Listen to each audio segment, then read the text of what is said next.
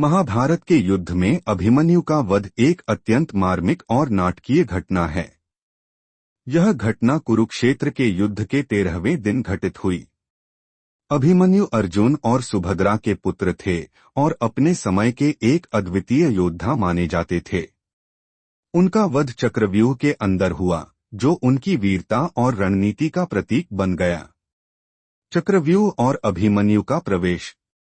दुर्योधन ने गुरु द्रोणाचार्य के नेतृत्व में चक्रव्यूह की रचना की।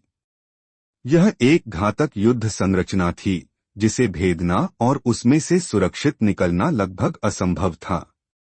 अभिमन्यु ने इस चक्रव्यूह में प्रवेश करने की योजना बनाई क्योंकि उन्होंने अपने पिता अर्जुन से चक्रव्यूह में प्रवेश करने का रहस्य सीखा था।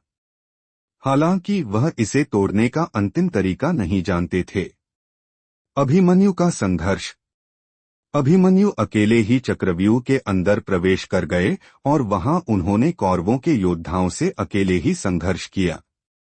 उन्होंने कई महारथियों को परास्त किया, जिनमें कौरव सेना के प्रमुख योद्धा भी शामिल थे।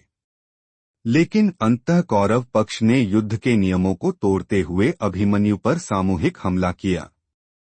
अभिमन्यु का वध। अभिमन्यु को मारने के लिए कौरवों ने अधर्म का सहारा लिया। कर्ण, द्रोणाचार्य, अश्वत्थामा, कृतवर्मा और दुर्योधन सहित कई महारथियों ने मिलकर उन्हें घेर लिया। अभिमन्यु के पास अस्त्र शस्त्र खत्म हो गए थे, फिर भी उन्होंने साहसपूर्वक लड़ाई जारी रखी। अंततः दुर्योधन के पुत्र दुःशासन के पुत्र ने अभिमन्यु का वध कर दिया। महाभारत में इसका महत्व। अभिमन्यु का वध महाभारत के युद्ध में एक निर्णायक मोड़ साबित हुआ। यह घटना पांडवों के लिए व्यक्तिगत और भावनात्मक आघात थी। अभिमन्यु की मृत्यु ने अर्जुन को गहरा शोक और क्रोध दिया, जिससे उन्होंने अगले दिन जयद्रथ वध की प्रतिज्ञा ली और उसे पूरा किया। अभिमन्यु की शहादत वीरता, बलिदान और अन्याय के खिलाफ संघर्ष का प्रतीक है। यह घटना महाभारत के नैतिक और दार्शनिक पहलुओं को उजागर करती है।